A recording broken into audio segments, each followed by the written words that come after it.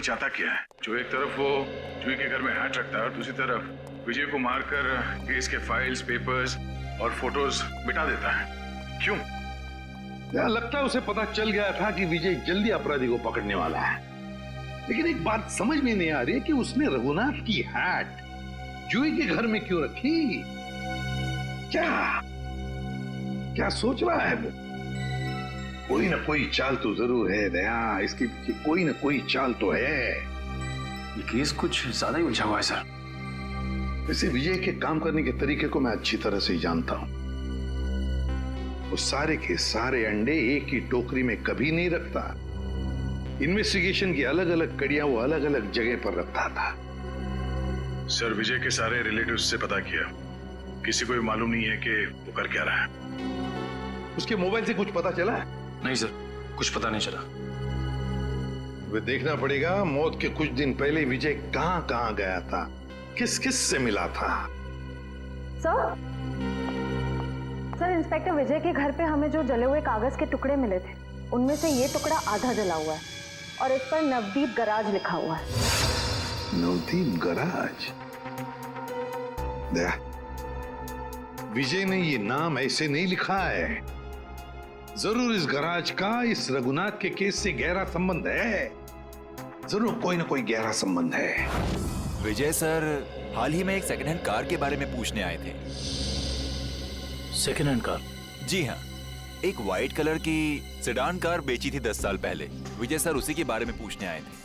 उस गाड़ी के कोई रिकॉर्ड या पेपर्स होंगे आपके पास?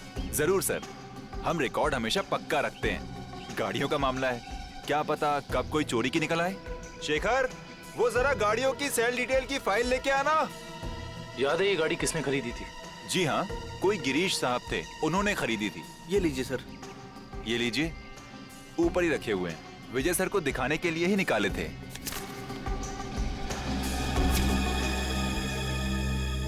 ये देखो, ये कार 14 अप्रैल 2004 को बेची गई थी। रघुनाथ जी के गायब होने के ठीक 2 दिन पहले सर? राइट। इसका मतलब है कि इस कार को रघुनाथ की फैमिली के गायब होने के बीच कोई ना कोई ताल्लुक जरूर है। मतलब सर, विजय जी ने गाड़ी तक पहुंचने का जो रास्ता चुना है वो जरूर रघुनाथ जी तक जाता होगा। एक काम करते हैं, पहले तो आरटीओ से ये पता करते हैं कि ऐसी किसी कार का रजिस्ट्रेशन हुआ था या नहीं, और विजय जी के मोबाइल पोजीशनिंग रिकॉर्ड से ये पता करते हैं कि पिछले दिनों वो कहां गया था। हो सकता है इस केस को सॉल्व करने में हमें कोई मदद मिल जाए। सर, ये लैटिट्यूड 345 नॉर्थ और 213 ईस्ट है। सर, एग्जैक्ट वही लोकेशन है जो विजय जी के मोबाइल फोन में स्टोर है। सर, विजय जी इस जंगल में यहाँ आए थे, लेकिन उन्हें यहाँ मिल के सकता था। करण, वो जरूर इस केस से जुड़े हुए कुछ सबूत ढूंढने के लिए यहाँ आया। ये भी तो हो सकता है कि वो उस सफेद गाड़ी के पीछे आया हो। लेकिन सर, ये जंगल बहुत दूर तक फैला हुआ है, कई किलोमीटर तक। ऐसे में इस जंगल की कॉम्बिंग कर पाना थोड़ा मुश्किल होगा सर। हाँ, मुश्किल हो सकता है, मगर नामुमकिन भी तो नहीं। दिव्या, ये कितना एरिया छान मारा था उसने? सर, यहाँ से 200 मीटर के घेरे में। 200 मीटर? बस तो फिर फैल जाओ चारों तरफ।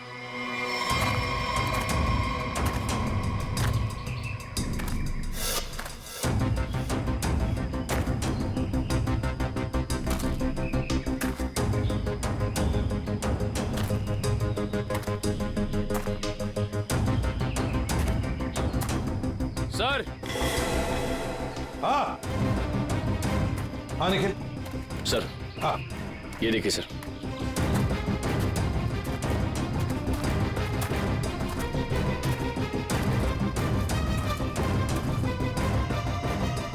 MS01 Y 5371। सर, ये तो वही सफेद कार है जो उस गैरेज से बेची गई थी। देखो जरा, गाड़ी साफ करो अच्छी तरह से।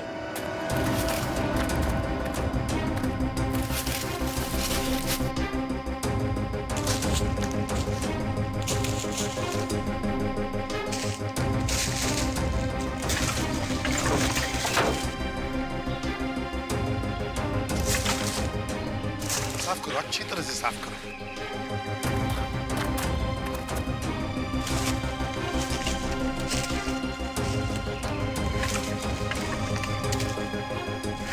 सर। हाँ सर, ये गाड़ी इतनी ऊपर खाई से नीचे गिरी कैसे होगी? एक्सीडेंट हुआ होगा। मगर सर अगर जूही का परिवार इस गाड़ी में था तो इस गाड़ी में कुछ तो होना चाहिए, कंकाल वगैरह। पूरी गाड़ी खाली है सर। सर 10 साल हो गए, कीड़े सब खा गए होंगे अंदर। हाँ मगर केविन कुछ तो मिलता, कुछ तो मिलता है ना। एक काम करो, एक गाड़ी के अंदर जितने भी धूल मिट्टी है सब इकट्ठा करो, करंट जाकर वैक्यूम क्लीनर लेके आओ। सर ऐसा भी तो हो सकता है कि वो लोग कभी गाड़ी में थे ही नहीं। केविन ये भी तो हो सकता है कि गाड़ी के अंदर जितने भी परिवार वाले थे उनकी लाशों को कहीं और फेंक दिया और गाड़ी को यहाँ खाई में लाकर नीचे ढकेल दिया।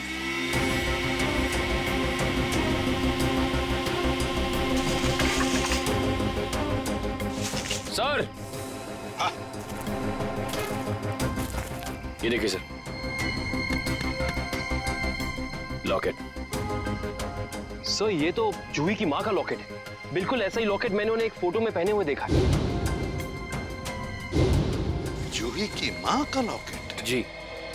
फिर इसका एक ही मतलब हो सकता है कि जूही के परिवार वालों को इसी गाड़ी में लाया गया और फिर उनकी लाशों को कहीं और ठिकाने लगा दिया और गाड़ी को यहाँ इस खाई में लाके ढकेल दिया ताकि कोई सबूत न रहे। ना रहेगा बांस, ना बजेगी बांसुरी।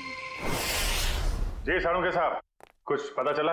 अरे यार अभिजीत, ये बात गलत है यार। आते ही धन्य से सवाल कर देते हो। मैं यार आए हो, हाल चाल पूछो, अपने बताओ। मतलब हालचाल? अरे हालचाल पूछने वाला था सर। कैसी हैं तारिका जी? अरे भाई साहब, मैं अपने बारे में बात कर रहा हूँ भाई। मेरे भी तो हालचाल पूछ सकते हो ना यार। आपके? हाँ क्यों? हाँ क्यों नहीं, क्यों नहीं। आपके हालचाल कैसे हैं आप? हाँ मैं अच्छा हूँ, ये हुई ना बात। अब आओ पूछो। अरे आए हो, हाल चाल पूछो, हाय हेलो करो, काम तो होता ही रहता है, बताएंगे ही ना। अब बताओ क्या पूछ रहे थे तुम? ये जो धूल मिट्टी मिली थी कार में से, हाँ इसमें से आपको कुछ मिला? हाँ विजय, इस मिट्टी में से हमें एक नाखून का टुकड़ा मिला और कुछ बाल मिले। उनमें से एक बाल किसी 40 साल की महिला का है और ये नाखून का टुकड़ा किसी 10-12 साल के बच्चे का है और इन दोनों का रिकॉर्ड नहीं है हमारे पास। जरूर ये जूही की माँ और उसके भाई का होगा। और बाकी बाल के टुकड़ों का अभी भी टेस्ट चल रहा है। रिपोर्ट लेने गई है श्रेया। सर पता चला है कि रघुनाथ जी की फैमिली के गायब होने के कुछ दिन पहले ही उन्होंने अपने खास एम्प्लॉय मुकेश को नौकरी से निकाल दिया था। मुकेश? कहीं सबके पीछे इस मुकेश का हाथ तो नहीं? सर, जो बाल के टुकड़े टेस्ट के लिए गए थे उनमें से एक बाल का डीएनए मैच हो गया है। किसका है? भानु नाम है उसका। अंडरवर्ल्ड का कॉन्ट्रैक्ट किलर है, सुपारी लेके मर्डर्स करता है और कई मर्डर केसेस भी चल रहे हैं उस पर। भानु?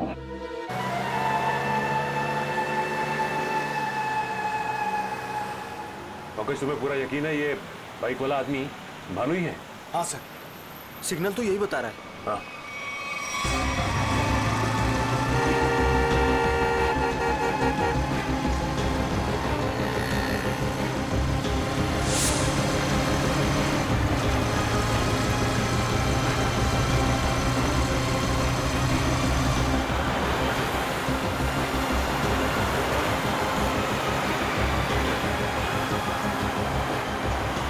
अचानक गायब कहाँ हो गया?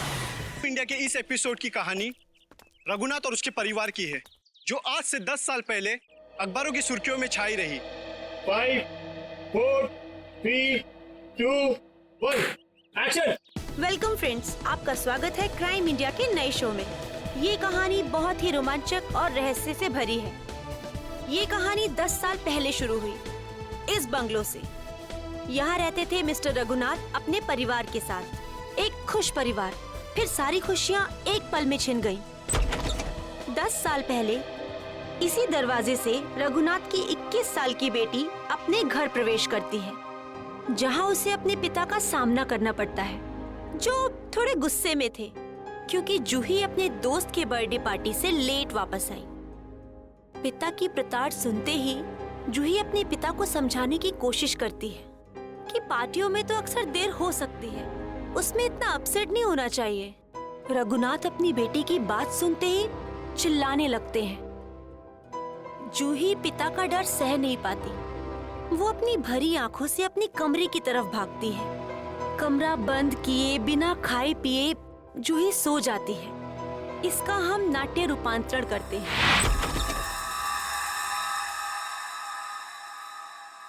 मम्मा, पापा, मम्मा, मम्मा, पापा। ये क्या? घर में कोई नहीं है क्या? ऐसा तो कभी नहीं होता है। मम्मी, मम्मी, पापा, ये क्या? यहाँ पर भी कोई नहीं है। कहीं बेडरूम में तो नहीं है? मम्मी, पापा, मम्मी, पापा, ये क्या? कहाँ गए सबके सब? मम्मी, मम्मी, आप यहाँ पर हो? मैं कितनी परेशान हो गई थी पता है? मम्मी, मम्मी,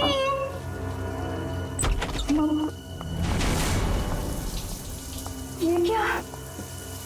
पानी का नल खुला छोड़ के मम्मी तो ऐसा कभी नहीं करती। मम्मी, पापा, राहुल, राहुल, राहुल, राहुल, अरे राहुल को स्कूल छोड़ने गई होगी मम्मी।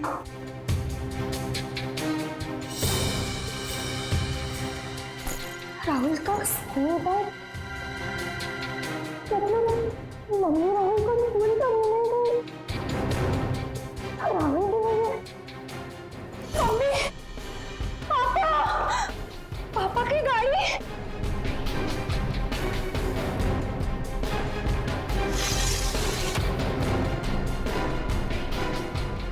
पापा की गाड़ी तो यही है। पापा तो ऐसा नहीं करते कभी। पापा। उस दिन से आज तक जूही को अपने माता पिता और भाई के बारे में कोई खबर नहीं मिली। कहाँ खो गए वो तीनों? लेकिन जूही अपनी आखिरी याद अब तक नहीं भूल पाई है। अपनी मम्मी की पिंक साड़ी और पापा के स्टाइलिश हैट को, जो उन्होंने आखिरी दिन में पहना था, वो आज तक नहीं भूल पाई है। Just stop this nonsense. आप लोग किसी को चैन से जीने देंगे या नहीं? प्लीज मैम, आप प्लीज रुकिए। Shut up. और आप मेरे घर आए कैसे? परमिशन लिए ma'am. To hell with your permission. लोग मेरी जिंदगी को टेलीविजन शो का तमाशा समझते हैं। किसी के भी दर्द को स्टोरी बना देंगे। जिस घर से मेरी यादें जुड़ी हैं, आप उन्हीं यादों को एक्सपोज करेंगे।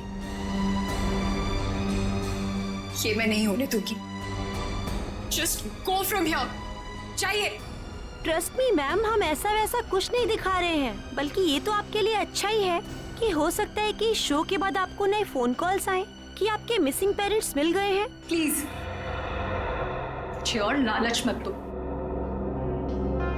छोड़ दो मुझे मेरे हाथ में। I said just go from here. Sir, live telecast चल रहा है, आप गलत ना समझे।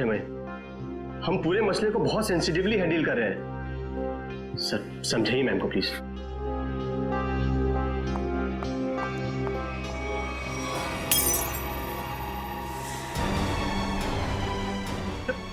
समझाइए कि क्या करिए। तुम लोग जाते हो यहाँ से या मैं अपनी जान लूं? छोड़ो मुझे, छोड़ो मुझे, छोड़ो तुम मुझे। आज अपनी जान लेके दिखाओ। उदय, उदय, कितना खून निकल रहा है। पैकअप, पैकअप, चलो चलो चलो, इन्हें हॉस्पिटल लेके चलो। चल चल।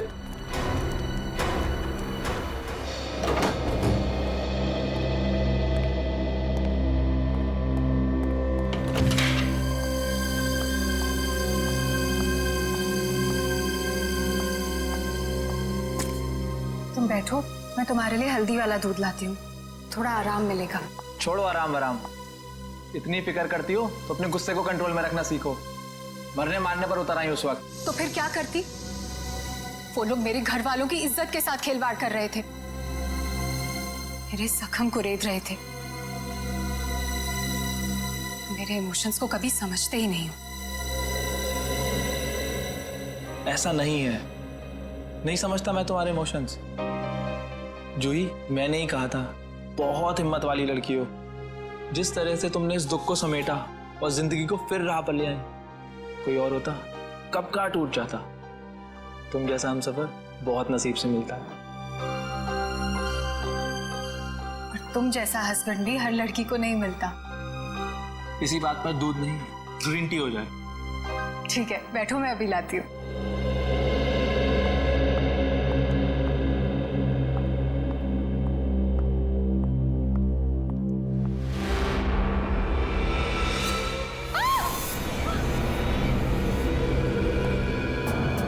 क्या हुआ जूही? उन्हें यही हैट पहनते देखा था। देखिए जूही जी, प्लीज बुरा मत मानिएगा, लेकिन इससे ये प्रूव नहीं होता कि ये हैट आपके पापा का है। कोई खास दूसरी पहचान कुछ भी? उदय, इन्हें पापा के वो सारे फोटोज दिखाओ जिनमें उन्होंने यही हैट पहना था। मैं पापा से कई बार कहती थी कि ये हैट पुराना हो गया है, इसे फेंक दो। पापा कहते थे मेरा सर भी पुराना हो गया है, उसे भी फेंक दूं क्या?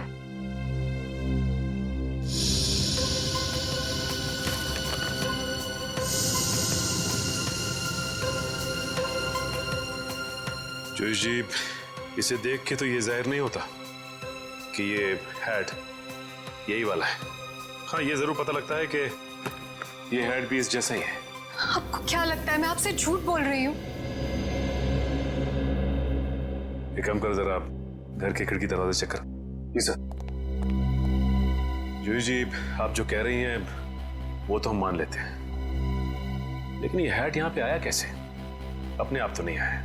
जी सर, किसी ने तो इसे यहाँ रखा ही है। आपको किसी पे शक? नहीं सर, पीछे के सारे दरवाजे और खिड़कियां अंदर से बंद है सर। इसका मतलब जो भी अंदर आया उसके पास मेन डोर की चाबी थी। जूही जी, आपने अपने घर की चाबी किसी और को भी दी है क्या? नहीं तो। हाँ, मुझे याद आया, एक्चुअली कुछ दिन पहले शॉपिंग आर्केड में मेरा पर्स चोरी हो गया था और घर की चाबियां भी उसी में थी। बड़ी लंबी प्लानिंग की गई है, लेकिन 10 साल बाद ये हैट यहाँ रखने का क्या मतलब हो सकता है? पूरा का पूरा परिवार गायब होता और किसी को भी पता नहीं चलता। ऐसे कैसे कोई गायब हो सकता है?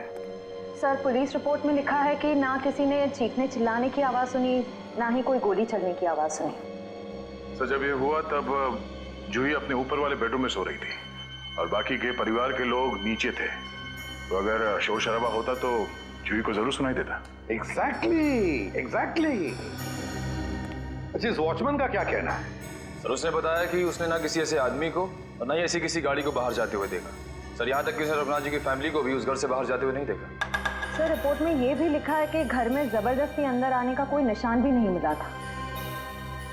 सर, एक बात समझ में नहीं आ रहा, जब घर के सारे लोग गायब हैं, तो ये जूही कैसे बच गई? वही तो, जूही को क्यों छोड़ा है? सर, हो सकता है उसे जानबूझकर किडनैप नहीं किया गया, ये भी कोई साजिश हो। अच्छा, उस हैट पर से कोई उंगलियों के निशान मिले? हाँ सर, उस हैट पे 5 लोगों के उंगलियों के निशान मिले हैं। 2 तो जूही और उसके हस्बैंड के हैं, बाकी के मैच नहीं हुए हैं। जूही और उसके पति की उंगलियों के निशान। हो सकता है 10 साल बाद जब अपने पिता की हैट देखी तो दोनों ने उठाई होगी। सर, अखबार की एक कटिंग में लिखा था कि रघुनाथ जी के एक भाई है, हिमांशु, जिनसे उनकी ज्यादा बनती नहीं थी। दोनों भाइयों में प्रॉपर्टी को लेकर कोई झगड़ा चल रहा था। अब बाद में हिमांशु ने जूही से कुछ पुराने इन्वेस्टमेंट्स लौटाने के लिए कहा था। सर, इस हिमांशु के बारे में पता लगाना पड़ेगा। सर, एक और बात पता चली है। क्या? सर, जब हम इस केस के फाइल्स लेने गए तो वहां से पता चला कि ये फाइल्स इंस्पेक्टर विजय भी 2-3 दिन पहले लेकर गए थे। इंस्पेक्टर विजय? दया, इंस्पेक्टर विजय तो रिटायर हो चुका है और फिर भी उसे इस केस में दिलचस्पी क्यों? रिटायरमेंट के बाद में तो केस छोड़ देना पड़ता है। नहीं नहीं नहीं नहीं, ये नहीं हो सकता। या तो रघुनाथ जी का केस सॉल्व होगा या तो रिटायर्ड इंस्पेक्टर विजय डिसॉल्व होगा। ये मेरी भी जिद है। और रणजीत, मैं बहुत नजदीक पहुंच गया हूं। किसी भी दिन कमिश्नर के पास पहुंच सकता हूं। सर्विस के दौरान 99 केस और रिटायरमेंट के बाद ये पहला केस, यानी हो गए पूरे 100। रणजीत, मैं बाद में फोन करता हूं। मैं देख के आता हूं क्या गिरा है।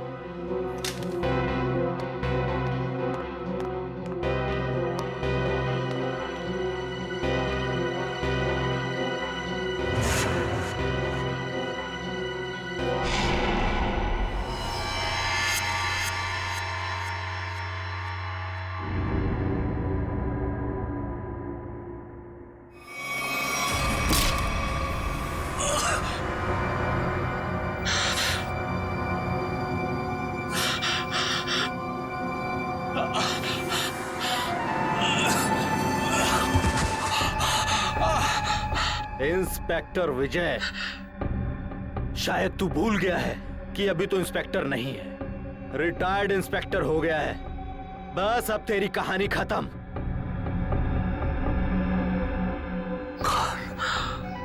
कौन हो तुम? बहुत ठोका था ना मुझे, अभी तक मेरी हड्डियां बोलती हैं। बस अब बस चार्जशीट भूल जा, फाइल भूल जा। क्यों दबे हुए केस को हवा दे रहा है? बंद कर दे वो केस, बंद कर दे। आई है तो सोचा क्यों ना आपसे ही पूछ ले। नई बातें आप लोगों को पता चली है और आप पूछना मुझसे चाहते हैं? आप कुछ टेंशन में लग रहे हैं। मैं टेंशन में नहीं तो।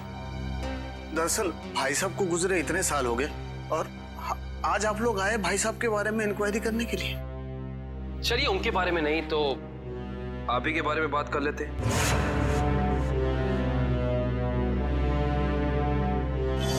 कल दोपहर में कहाँ थे आप? ऑफिस में था। ऑफिस? रियली? इसमें हैरान होने वाली क्या बात है? आप कल 12 से 3 बजे तक ऑफिस में ही थे। एक्चुअली मैं लंच आवर्स में घर आता हूँ 2-3 घंटा रेस्ट करने के लिए। आपके घर का एड्रेस 54 गुलमोहर रोड है ना? जी नहीं। लेकिन आपकी कार कल उस वक्त उसी बंगले के सामने खड़ी थी। उफ, मेरी याददाश्त। दरअसल मैं सठियाने लगा हूं। मैं कल रुक गया था एक दोस्त के यहाँ, वो भी वहीं गुलमोहर में ही रहते हैं। मिस्टर हिमांशु जी, झूठ बोल रहे हैं आप। वहां पे आपका कोई दोस्त नहीं बल्कि आपकी भतीजी जूही रहती है, समझे आप? इसलिए झूठ बोल के कोई फायदा नहीं है।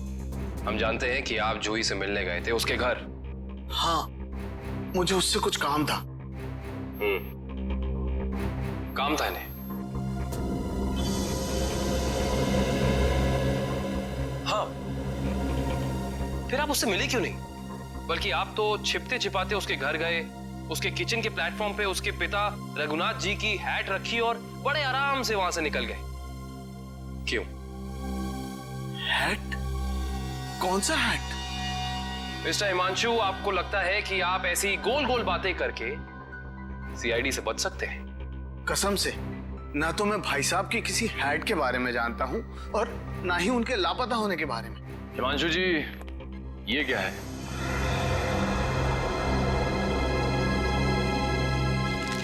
बॉन्ड्स है, मेरे ही है। यही चुराने गया था मैं वहां। बॉन्ड्स? हिमांशु जी, आप अपने ही बॉन्ड्स चुराने गए थे? मिस्टर हिमांशु, आप क्या बचपन से ही ऐसी बेफिजूल की पहेलियां बुझाते रहते हैं? पहली नहीं, सच कह रहा हूं। मैंने और भाई साहब ने मिलकर इन्वेस्ट किया था इनमें, लाखों के हैं। भाई साहब लापता हो गया और जूही कब्जा करके बैठ गई, दे ही नहीं रही थी। क्या करता, अपनी ही चीज चुरानी पड़ी। हिमांशु जी, चलिए मान लिया एक पल के लिए कि आप सच बोल रहे हैं, लेकिन मैं सच ही कह रहा हूं, लेकिन एक बात आप लोगों को बोलना भूल गया। जैसे ही मैं बॉन्ड्स लेकर वहां से निकल ही रहा था कि अचानक दरवाजा खुलने की आवाज आई। मैं घबरा कर छुप गया। मुझे लगा कि शायद उदय या जूही होंगे, लेकिन कोई और ही था। कौन था? मैं उसका चेहरा तो नहीं देख पाया, सिर्फ पीठ ही देख पाया। लेकिन इतना तो तय है कि वो उदय नहीं था, क्योंकि वो उदय से काफी लंबा और तगड़ा था। बाल लंबे थे, जैकेट पहन रखी थी और शायद जीन्स थी। अच्छा, और कोई खास बात याद है आपको? कोई खासियत, जैसे उसे भीड़ में देखे तो पहचान लें? हाँ, उसके शूज क्रोकोडाइल लेदर के थे। Crocodile leather?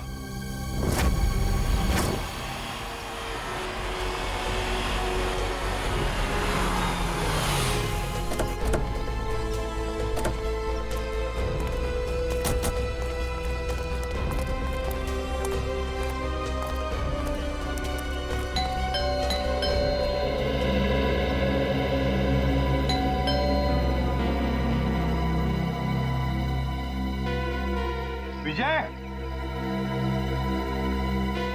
Vijay, Vijay sir.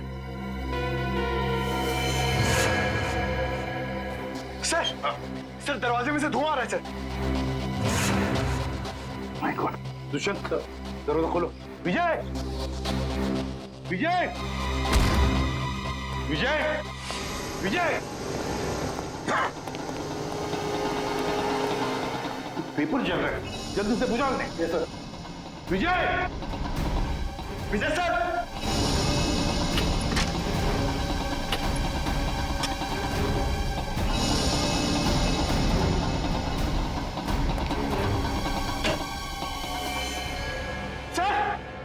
सर जल्दी आइए। क्या हुआ पंकज? ओह माय गॉड, विजय,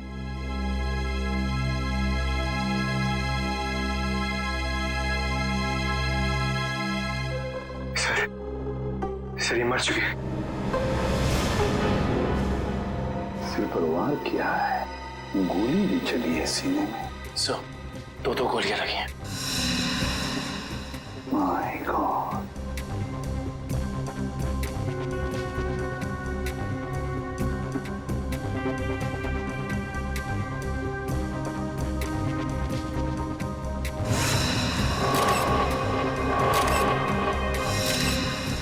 पंकज, पलटाओ इन्हें।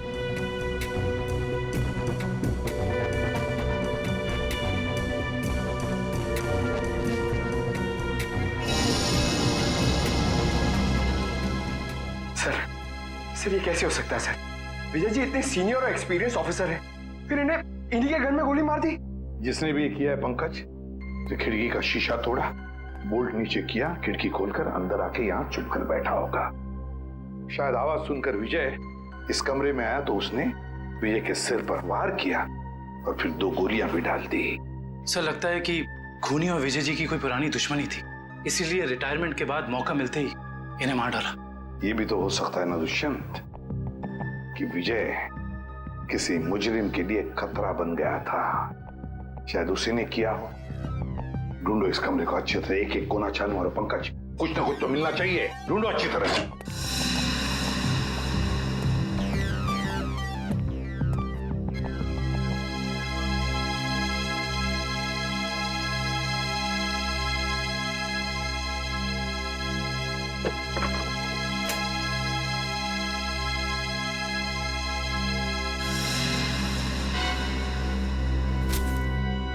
सर, हाँ, ये देखिए, रघुनाथ जी की केस फाइल, लेकिन इसमें कोई पेपर नहीं है सर।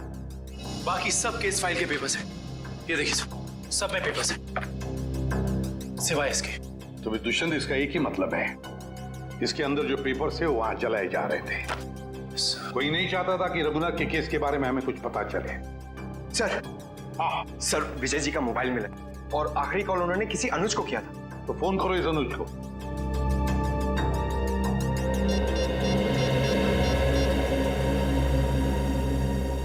हेलो, अनुज कुल्फी वाले, अरे यार मैंने 10 कार्टन मलाई कुल्फी बोली थी, क्या हुआ? अभी तक भिजवाई क्यों नहीं? क्या कुल्फी वाले नहीं हो क्या भानु? भानु माय गॉड, ये तो मर चुका है।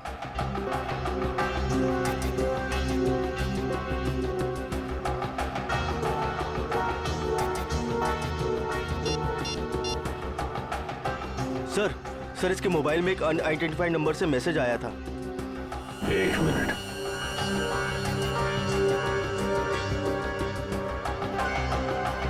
मैसेज? एक काम करो, पता लगाओ कि ये नंबर है किसका। रघुनाथ जी की कंपनी में 20 साल पूरे काम किया हूं मैं। फ्लोर मैनेजर था, प्रोडक्शन, लेबर सब मैं ही संभालता था। तो तुम्हें नौकरी से क्यों निकाल दिया मुकेश? जी सच तो ये है कि दोनों पार्टनर्स में यानी कि कुमार साहब और रघुनाथ जी के रिश्तों में दरार आ गई थी। दरार? इस दरार की वजह क्या थी? जी वो कुमार साहब को लगा कि रघुनाथ जी उनके साथ कुछ धोखा कर रहे हैं चोरी छिपे कुछ डीलिंग्स भी कर लेते हैं, और इसलिए कुमार ने तुम्हें रघुनाथ पर नजर रखने के लिए कहा। जी हाँ, मैं रघुनाथ जी की हर खबर कुमार साहब को देता था। वो किससे मिलते हैं, क्या डील करते हैं, क्या लेन देन है, सब। और जब रघुनाथ ने तुम्हें पकड़ लिया ये सब करते हुए, तो उन्होंने तुम्हें काम से निकाल दिया। जी हाँ। और उसके ठीक 1 साल बाद में कुमार जी और रघुनाथ जी ने अपनी पार्टनरशिप खत्म कर दी। जी हाँ, ये तो होना ही था। अच्छा, वैसे इंस्पेक्टर विजय क्या जानना चाहते थे तुमसे? जी वो कुमार साहब के एक्सीडेंट के बारे में पूछने आए थे, जिनमें उनकी बच्ची और बीवी भी चली गई थी। और इंस्पेक्टर विजय को ऐसे लगता था कि ये एक्सीडेंट नहीं बल्कि एक मर्डर है। और जब पार्टनरशिप रही नहीं तो मर्डर की भी बात नहीं आती? जी दोनों पार्टनर अलग भी इस तरह हुए जैसे रजामंदी नहीं थी और फिर दोनों एक ही बिजनेस में कंपटीशन करने लगे, और वो भी इस तरह की जैसे एक दूसरे को बर्बाद कर देंगे। और हाँ, कुमार साहब की मौत के बाद सबसे ज्यादा तरक्की और फायदा रघुनाथ सेठ को हुआ। कुमार की मौत का सबसे ज्यादा फायदा हुआ रघुनाथ को। सबसे ज्यादा फायदा। इस कुमार फैमिली के एक्सीडेंट के सारे डिटेल्स निकालो, देखे तो सही कि क्या ये वाकई एक्सीडेंट था या फिर। सर, आपको क्या लगता है कुमार की फैमिली की मौत के पीछे क्या रघुनाथ का हाथ था? कविन, रघुनाथ तो बिजनेस में कुमार से फायदा हुआ, इसका मतलब ये नहीं कि रघुनाथ ने कुमार को मारा होगा। Okay, thank you so much. लेकिन क्या पता चला एक्सीडेंट के बारे में? सर, मिस्टर कुमार हर रोज की तरह ऑफिस से घर पहुंचे। घर से वो लोग एक रिसोर्ट के लिए निकले। उनकी पत्नी ने एक सरप्राइज वेकेशन प्लान किया था, क्योंकि अगले दिन मिस्टर कुमार का बर्थडे था। वो लोग उसी रिसोर्ट पे बर्थडे सेलिब्रेट करने वाले थे। जब ये जा रहे थे, इनका बच्चा भी इनके साथ में था, और उसी दौरान ये एक्सीडेंट हुआ। किस्मत भी अजीब खेल खेलती है, जहाँ एक पल खुशियाँ थीं, अगले ही पल मातम छा गया।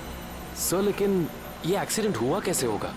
गाड़ी का अचानक ब्रेक फेल हो गया। मिस्टर कुमार की गाड़ी की स्पीड बहुत तेज थी, वो गाड़ी को काबू में नहीं कर पाए और गाड़ी लुढ़कते लुढ़कते खाई में जा गिरी।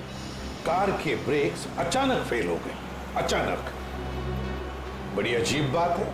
सर, गाड़ी बिल्कुल नहीं थी। मिस्टर कुमार ने एक हफ्ते पहले वो गाड़ी खरीदी थी, तो ब्रेक फेल होने का सवाल ही पैदा नहीं होता सर।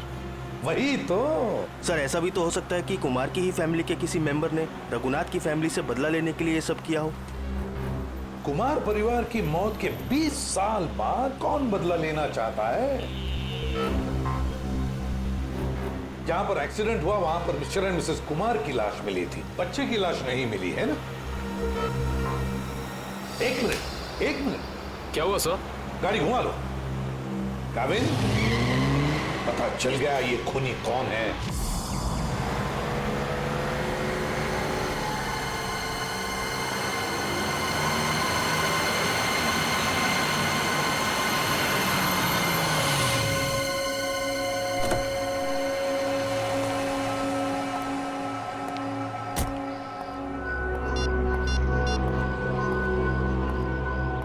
हेलो, हाँ मैं पहुंच गया हूँ 42 माइलस्टोन के पास।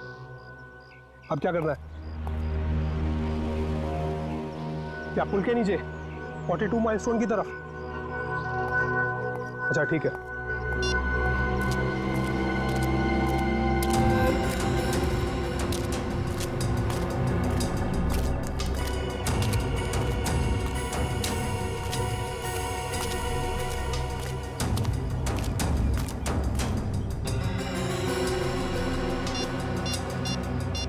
हेलो, आप किधर आना है? ये लेफ्ट राइट क्या लगा रखा है? पागल समझ रखा है क्या?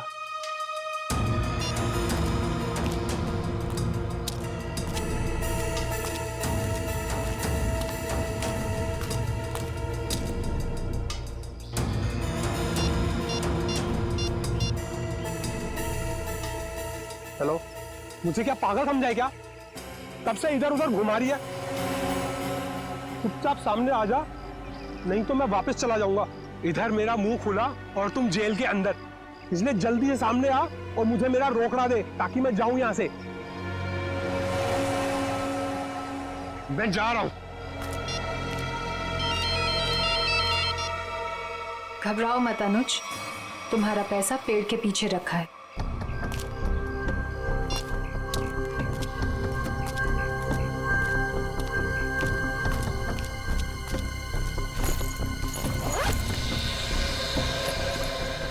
वाह रे वाह, क्या तकदीर है मेरी।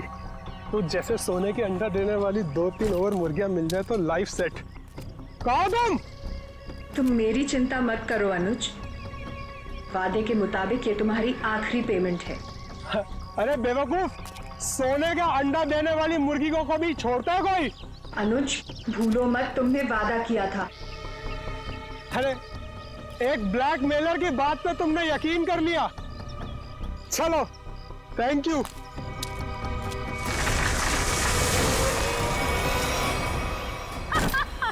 ये क्या कर रहे हो जोई तुम?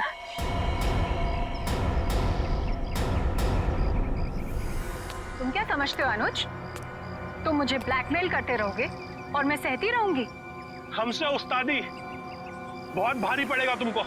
Shut up. यहाँ वही होगा जो मैं चाहूंगी। सोचो अनुज, अगर मैं तुम्हारा मर्डर करवा दूं, तुम्हारे टुकड़े टुकड़े करके चील कौओं को डलवा दूं, तो यहाँ तो किसी को इस बात की हवा तक नहीं होगी। जैसा तुमने अपनी फैमिली के साथ किया था। एक बात याद रखना, जो आदमी शर्ट सिलवाता है वो उसके अंदर बटन की जगह भी छोड़ता है। अगर मैं मरा तो मेरा एक पैकेट सीआईडी को पहुंच जाएगा और फिर तेरा डम डम डिगा डिगा। Just shut up। तू क्या समझता है तू झूठ बोलता रहेगा और मैं मानती रहूंगी? तू जैसा लालची इंसान अपने नुकसान के लिए कुछ नहीं करेगा। ये क्या है ये?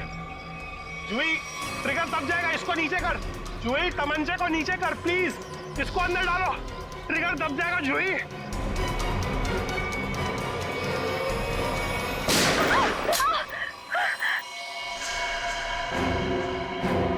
एसीपी सर, आप तो आखिर आपको पता चल ही गया। खिलौना तुम्हारे हाथों में अच्छा नहीं लगता। अपने लोगों को कह दो चुपचाप हमारे हवाले हो जाए। देख क्या रहे हो? भूल दो एसीपी को।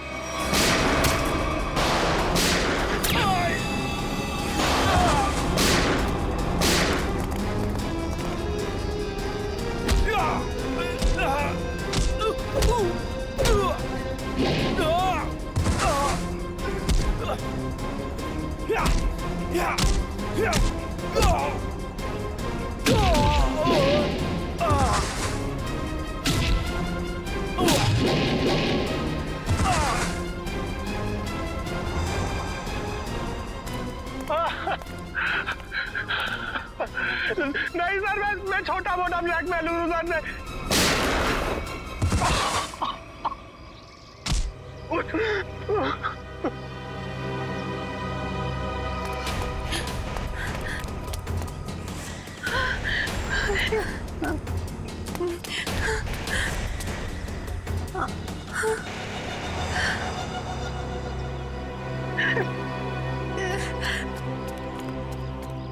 देखो इस प्यारी बिटिया को, जिसने अपने माता पिता का खून कर दिया। बताओ, क्यों मारा तुमने अपने माता पिता को? वो मेरे माता पिता नहीं थे, उन्होंने सिर्फ मुझे गोद लिया था। मेरे असली पापा मिस्टर कुमार थे, जिनकी मौत एक कार एक्सीडेंट में हुई, और वो एक्सीडेंट रघुनाथ ने करवाया था। और अपने माता पिता की मौत का बदला लेने के लिए तुमने रघुनाथ और उसकी बीवी को मारने का प्लान बनाया, और उसके लिए तुमने भानु को पैसे भी दिए, है ना? हाँ, और भानु ने उस काम को पूरा अंजाम दिया। उसके बाद तुमने भानु के हाथों विजय जी को मरवा दिया, और फिर भानु को भी अपने रास्ते से हटा दिया। हाँ, क्योंकि मैं अपने खिलाफ कोई सबूत नहीं छोड़ना चाहती थी। तो सारे इल्जाम अनुज पर आ जाए, है ना? और अनुज, तुम जूही के घर पे रघुनाथ जी की हैट रख के तुमने एक बंद केस को खोल दिया। चोर चोर मौसेरे भाई, वाह रे वाह। लेकिन एक बात याद रखना, मुजरिम चाहे कितना भी चालाक हो, उसका आखिरी ठिकाना तो जेल की चार दीवारी में भी होता है। अब जेल की सलाखों के पीछे सड़ते बैठना, फांसी